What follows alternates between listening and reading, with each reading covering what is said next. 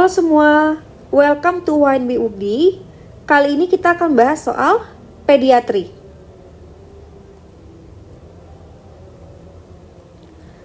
Seorang anak perempuan berusia 6 tahun datang diantar oleh ibunya ke tempat praktek dokter dengan keluhan nyeri pada tenggorokannya sejak 5 hari yang lalu. Keluhan lain berupa suara serak dan demam. Pada pemeriksaan fisik ditemukan anak tampak tenang, disfoni, tonsil T2-T2, serta pseudomembran putih dan mengalami pendarahan saat diangkat, dan tampak bull neck. Yang ditanyakan adalah, apakah tata laksana yang tepat pada kasus tersebut? Apakah A. Anti-difteri serum? Apakah B. Anti-difteri serum dan eritromisin? Apakah C. Anti-difteri serum dan cotrimoxazole? Apakah D. Penisilin G? Dan E. Eritromisin. Oke, ya kita balik lagi ya teman-teman ya. Nah, jadi kan tadi ada anak perempuan ya kira-kira usianya 6 tahun ya. Datang diantar oleh ibunya ke tempat praktek dokter dengan keluhan nyeri pada tenggorokan sejak 5 hari yang lalu.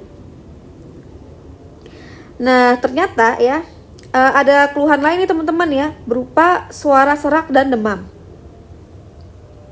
Lalu,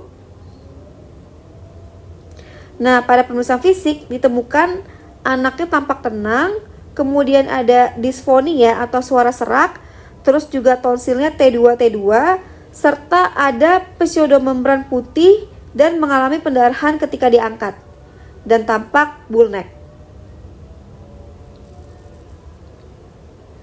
Nah, yang ditanyakan adalah, apa sih tata laksana yang tepat pada kasus tersebut? Nah, baiklah teman-teman, di sini saya akan mengajarkan bagaimana caranya membuat suatu kerangka berpikir. Oke ya, tadi ya kita bahas lagi.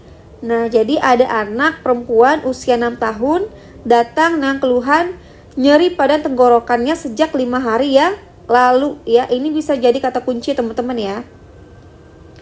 Nah, kemudian ada suara serak juga dan juga demam ya. Nah, pada pemeriksaan fisik ditemukan anak tampak tenang, terus ada disfoni ya, terus ada tonsil T2-T2, serta adanya ini nih, pseudomembran putih dan mengalami pendarahan ketika diangkat ya, dan tampak bull neck. Nah, kira-kira diagnosisnya apa? Yaitu tonsilitis difteri ya teman-teman ya. Nah, ini khas ya, ada pseudomembran putih dan mengalami pendarahan ketika diangkat ya teman-teman ya. Nah, di sini juga tonsilnya T2-T2, terus ada suara serak dan demam dan nyeri tenggorokan ya. Oke, kita bahas dulu ya teman-teman ya definisinya.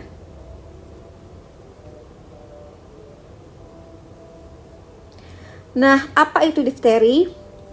Nah, jadi difteri ini adalah, nah ini, merupakan suatu penyakit akut yang disebabkan oleh Corynebacterium diphtheri.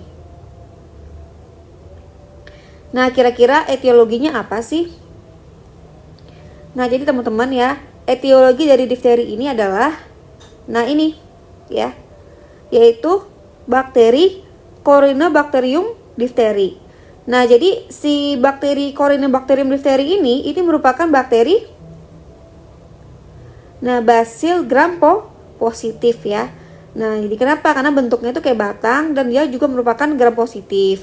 Nah, selain Bacil gram positif ya, si bakteri ini juga bersifat fakultatif anaerob. Itu maksudnya adalah dia itu dapat hidup di lingkungan yang kaya oksigen maupun tanpa oksigen. Nah, kira-kira gimana sih patogenesisnya? Nah, jadi kan teman-teman ya, patogenesis dari difteri ini, nah, bermula ya ketika si bakteri ini masuk ya. Nah, biasanya itu tertular dari droplet orang yang sudah mengalami infeksi difteri ya. Nah, misalnya ketika seseorang itu batuk, maupun bersin ya. Nah, walaupun difteri ini juga bisa menular lewat air liur ya teman-teman ya. Contohnya misalnya penggunaan alat makan bersama ya. Tapi yang paling sering adalah lewat droplet. Nah, ketika si bakteri ini masuk ke saluran nafas orang yang sehat, maka si Corynebacterium diphtheriae ini akan menempel di epitel saluran nafas ya. Nah, contohnya tadi di epitel tonsil ya teman-teman ya. Nah, ketika dia menempel di epitel di tonsil ya, maka dia akan mengeluarkan suatu toksin ya. Nah, maka si toksin dari si bakteri ini akan diserap ya atau diabsorpsi oleh epitel di tonsil tadi. Nah, kalau misalnya ada toksin gitu ya diserap di epitel mukosa saluran nafas, tentu ini kan dianggap sebagai benda asing ya teman-teman ya. Nah, dianggap sebagai benda asing oleh sistem imun. Nah, ketika sistem imun menganggap ini adalah benda asing, maka si epitel saluran nafas tadi ini akan diserang oleh sistem imun karena melihat di situ ada si toksin si bakteri ini gitu loh. Nah, ketika si epitel saluran nafasnya juga diserang ya kan, maka si epitel saluran nafasnya ini akan mengalami kerusakan atau nekrosis sehingga nantinya akan membentuk suatu pseudomembran ya teman-teman ya, yang berwarna kira-kira putih abu-abu yang mana ya pseudomembran ini nantinya akan mudah berdarah ya ketika diangkat. Nah, kenapa? Karena banyak kapiler darah di daerah tersebut ya. Nah, kira-kira apa sih manifestasi klinisnya? Nah, jadi teman-teman ya, manifestasi klinis dari difteri ini. Nah, jadi yang pertama itu adalah sakit tenggorokan ya teman-teman ya. Karena kan tadi ya si bakteri ini menyerang epitel saluran nafas ya. Dan tentunya akan mengalami inflamasi di daerah tersebut ya. Nah, kemudian bisa suaranya serak ya. Kemudian bisa demam ya teman-teman ya. Sebagai salah satu mekanisme inflamasi tubuh ya. Nah, kemudian bisa ini malaise atau tidak enak badan. Dan yang terakhir adalah tadi adanya pseudomembran berwarna putih keabuan ya, yang mana ya kan ketika diangkat dia akan mudah berdarah ya. Nah, kira-kira apa sih diagnosisnya? Nah, jadi teman-teman ya, diagnosis dari difteri ini, nah itu bisa berdasarkan gejala klinis ya teman-teman ya. Nah, gejala klinis yang udah kita jelaskan tadi ya, dan bisa juga lewat pemeriksaan usap tenggorok ya teman-teman ya. Nah, yang mana ya pada pemeriksaan swab tenggorok ya kan, ketika dibiarkan itu nantinya akan didapatkan si bakteri Corynebacterium diphtheriae ya. Nah, kira-kira apa sih komplikasinya? Nah, jadi teman-teman ya, komplikasi dari difteri ini adalah yang pertama adalah obstruksi jalan nafas ya teman-teman ya. Karena kan tadi si jalan nafasnya mengalami inflamasi ya teman-teman. Nah, di sini bisa jadi obstruksi jalan nafas ya. Nah, kemudian bisa otitis media ya, jika si bakteri ini menyebar dari saluran nafas ke telinga bagian tengah ya. Nah, kemudian bisa pneumonia ya, jika si bakteri ini menyebar sampai ke paru-paru. Kemudian bisa miokarditis jika si toksin dari si bakteri ini ya kalau misalnya sampai ke aliran darah ya kan, kemudian dia akan nyangkut di daerah jantung gitu ya teman-teman ya, maka ini akan diserang oleh sistem imun kita gitu loh, sehingga terjadilah peradangan pada jantung atau miokarditis ya. Nah, kemudian juga bisa ya kan si toksin ini ya kan, nah itu nanti bisa nyangkut di glomerulus di ginjal gitu loh. Jadi adanya kompleks antigen antibodi gitu ya.